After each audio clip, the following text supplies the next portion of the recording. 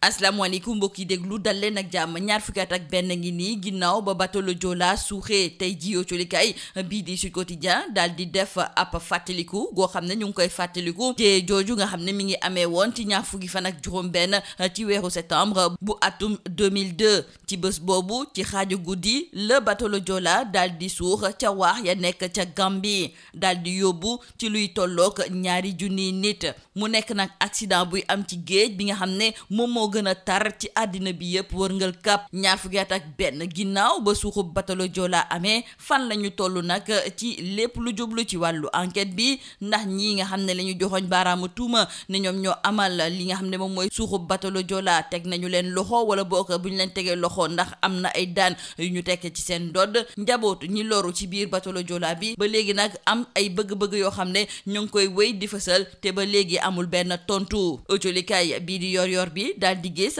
ne ñaar fukki at ak benn ngi nii bateau le Joola nekk ba léegi ci biir ndox bi te ba léegi xamuñu sax lan moo tax mu daal di suux responsabilité nguurub Sénégal kenn werentewu ko ci suuxub bateau le Joola ñii nga xam ne ñoom ñooy njabootu ñi loru ci wàllu suuxub bateau le Joola boobu sax fi mu nekk nii kenn faaleetu leen suñu natango yu culikaay bii di yor bi di ñëwaat tamit ci jafe-jafe ci wàllu koom gi nga xam ne jotoon nañu ko nemmeeku ak suuxub bateau le Joola ci biir culikaay bii di Sud Quotidien suñu natango yi ñu ngi ñuy xamal ne njabootu ñi loru ci suuxub bateau le Joola ñoom ba fu mu nekk nii la ñu bëgg moom mooy bateau boobu ñu daal di koy génnee ndaxte loolu dong de moom mooy tax nag ba ñoom ñu def seen dëj ci ni mu waree bëgg nañu tamit ñu daal di fiy taxawal benn musée boo xam ne day tax ñuy fàttaliku ñi suux ci biir bateau le Joola ci wàll gi ni mel sax culikaay bii di Sud Quotidien bi ngi ñuy xamal ne joriñ gu ñu dénk wàllu aada di Aliou Sow moom daal di nay xamle ne ci fan yi ñu dëgmal daal dinañu daal di inauguré mémorial boobu ñu desandi ak culikaay bii di Sud Quotidien ndaxte ñu ngay ñëwaat ci wàllu seeraayu dund gi tey ji sax suñu natango yi def nañ ci nag ak gëstu gu yaatu ndaxte ñëwaat nañu nag ci lan moo tax ba ci atum 2022 ba léegi nag seeraayu dund gi di wéy di gën di tar ci at boobu sax la ñu fi nemmeeku woon masub Covid-19 ak guerre ga tàmbale woon ca Ukraine loolu moom moo taxoon ba njëg dund yi ñi faral di jëfandikoo daal di seer wante culikaay bii di Sud Quotidien mi ngi ñuy xamal ne ak décision yi nga xam ne nag gouvernement bi daf ko jël ngir daal di wàññi njëg yooyu taxul ba fi mu nekk ni nag ñii nga xam ne de ñoom ñooy góorgóorlu yi ñu ngi am ay jafe-jafe yu tar ngir war a mën a jënd ci wàllu dund yooyu tamit mën a dundee ci ni mu waree loolu sama moo tax boo culikaay bii di Sud Quotidien daal di nay seq waxtaan ak xam-xamam màcc ci wàllu koom muy Mor Gassama mu nekkit jàngalekat ca INSEPS nekk fii ci biir UCAD moom muy gis ne nguurub Sénégal même su fekkente ne sax am na ab politique goo xam ne daf ko fee tëral ngir taxawal ay subvention jàppale nag sénégalais yi ci li nga xam ne moom mooy njëgu dund yi seer yi dafa mel ni nag ne décision yooyu mu jëloon daal ba léegi des na loolu moom moo tax ba moom daal dinay gis ne faw nguurub Sénégal daal di xoolaat bu baax a baax politique de subvention bi nga xam ne moom la fi tëral wante bu ñu sukkandikoo ci ay kàddu kii di Amadou Touba Niang nekk chef du service régional du commerce fii ci biir Dakar moom nguurub Sénégal yenn ci ay njëkk yoo xam ne daf koo wàññi woon léegi de loolu moom mënatul nekk ci ay dund yu mel ni soble pomme de terre ak tamit carotte ndaxte seen njëkk yi saa su ne dafay am ay coppite njiitu réewum Sénégal di Macky Sall démb ma nga woon fële nga xam ne moom mooy ca Tiwaawoon ak tamit ci yeneen këru diine enquête yéen kaay la mu ca gis moom mooy ne Macky fu mu nekk nii moom xam na ne nag bi mooy tukki nemeeku bu mujj bi nga xam ne daal ma ngi koy def en tant que président de la République colikaay bii di bés bi le jour ne nag démb ba mu demee fële nga xam ne moom mooy ca Tiwaawoon daal di nay présenté ki nga xam ne kon moom mooy Amadou Ba moom mi nekk candidat wu coalition Benno Bokk Yaakaar colikaay bii di Vox Populi ne ci tàggatoo bi nga xam ne moom la Macky nekkee ci lay profito tamit ngir daal di présenté waale waa Tiwaawoon Ndiassane Thiénaba ak Medina Baye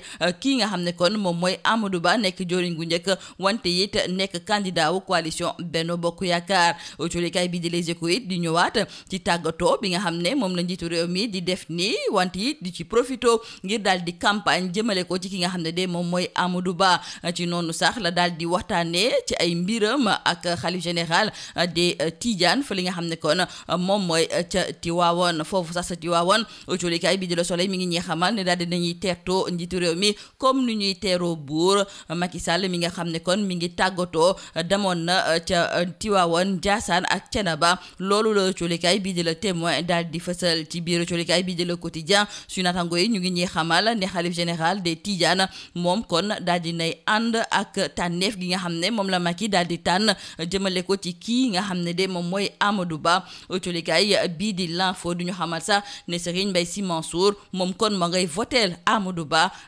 nekk nit koo xam ne xam na ko bu yàgg te sax gis na ci moom ne dina mën a wuutu ki nga xam ne de moom mooy Macky Sall. ñu des ba léegi ci wàllu élection présidentielle bi nga xam ne ñu ngi ko dëgmal ci ñaar fukki fan ak juróom ci weeru février bu atum 2024 Walf Quotidien du ñu xamal ne bëri na nag ay candidature yoo xam ne dañ ko cee nemmeeku wante loolu suñu maytuwulee mun naa xajamal sax li nga xam ne kon moom mooy élection boobu sax nañ ci jàpp ak autolikaay bii di 2 minutes pour lire l'essentiel ne kii di Ousmane Sonko du ci bokk ndaxte moom daal dinañu koy baare ci biir liste électorale yi. autolikaay bii di 2 minutes pour lire l'essentiel daal di gis ne kon ki ko mun a wuutu du keneen ku dul Guy Marius Sagna. ñu jeexalee ko autolikaay bii di libération ma ngay ñëwaat ci ab ndaw goo xam ne da doon dawal Jakarta ñu daal di koy faat fa li nga xam ne de moom mooy te Diourbel mi ngi tudd Mbaye Jaxate amoon ci lu tolloog ñaar fukki at ak ñett moom dañu ko jamate paaka ñi nga xam ne ñoom ñoo def ñaawteef gi ni mel autolikaay bii di libération mi ngi ñuy xamal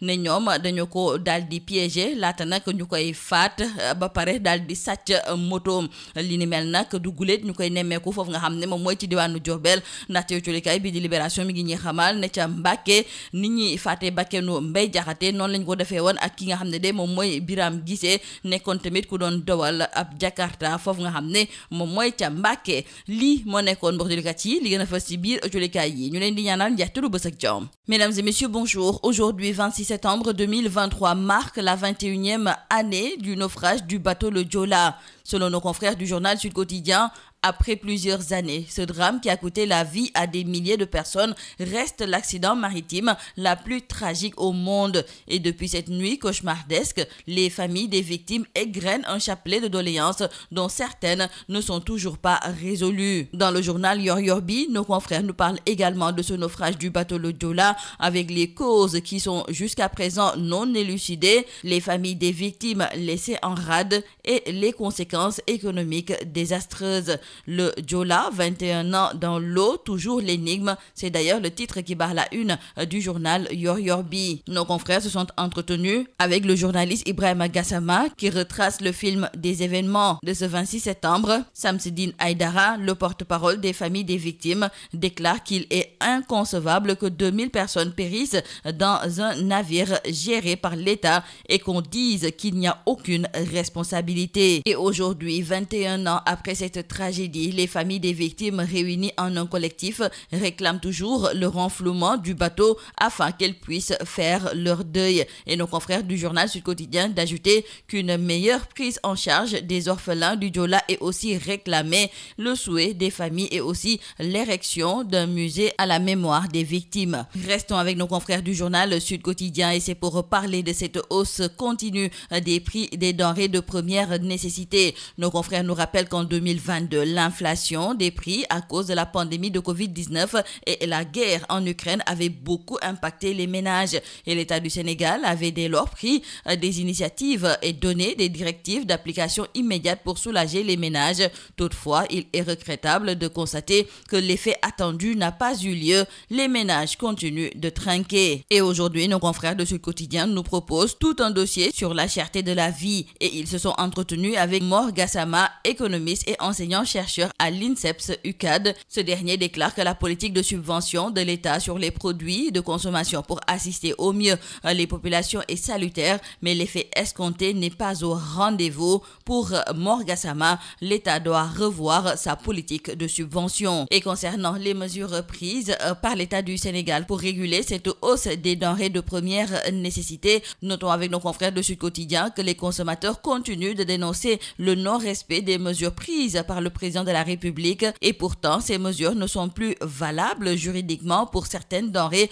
comme l'oignon, la pomme de terre et la carotte entre autres. En effet, selon Amadou Toubagnan, chef du service régional du commerce de Dakar, la fixation des prix de certaines denrées est caduque depuis avril passé. Le chef de l'État Macky Sall était hier en visite dans quelques foyers religieux. Selon le journal Enquête, Macky a officiellement présenté l'équipe de campagne de Benno Bokk Yakaar au khalife des Tidiane, une équipe composée d'Amadou Ba, d'Abdoulaye Daouda Diallo, de Diouf Sarr, entre autres. Dans le quotidien Bes Bi le jour, nos confrères nous parlent du président Macky Sall qui présente son candidat au Khalif avec Tivaouane qui est enchanté. Pour nos confrères du journal Vox Populi, c'est une tournée d'adieu que le chef de l'État Macky Sall a effectuée hier. Macky joue les VRP pour son candidat. C'est d'ailleurs le titre qui barre la une du journal Vox Populi. Dans le journal Les Échos, nos confrères d'ajouter que le chef de l'État fait sa tournée d'adieu et bat campagne pour Amadou Ba. Macky parle tout bas pour Amadou, c'est le titre qui barre la une du journal L'Observateur qui revient donc sur cette campagne silencieuse de Macky Sall pour son candidat. Le chef de l'État Macky Sall qui était donc hier à Tivaouane où il a été reçu avec les honneurs. Ce fut le cas à Ndiassane et à Thiénaba, nous disent nos confrères du quotidien Le Témoin qui nous parlent également des adieux du chef de l'État Macky Sall. Mais retenons qu'à Tivaouane, le Khalif vote Amadou Ba. Et dans le journal L'Info, nos confrères d'ajouter que Serigne Mbaye Sy Mansour adoube Amadou Ba qu'il connaît depuis belle lurette et qu'il voit déjà président de la République en remplacement de Macky Sall. Présidentielle 2024 pour nos confrères de Walf Quotidien, il y a risque de brouillage de l'offre politique avec cette multiplication des candidatures. Dans le journal 2 minutes pour lire l'essentiel, nos confrères nous parlent du parti PASTEF et de son leader qui est radié des listes électorales. Pour nos confrères, Guy Marius est maintenant le choix obligé. Terminons par nos confrères du journal Libération qui nous parle de ce jeune Jakartaman qui a été piégé et tué en pleine nuit à Diourbel. Mbaye Diakhaté, âgé de 23 ans, a reçu plusieurs coups de couteau. Les malfaiteurs lui ont tendu un guet-apens avant de le tuer et de voler sa moto. Nos confrères de Libération de nous indiquer qu'il y a de cela quelques jours, Biram Guissé, un autre Jakartaman, avait été assassiné presque dans les mêmes conditions à Mbacké. C'est tout à vos journaux et très bonne lecture.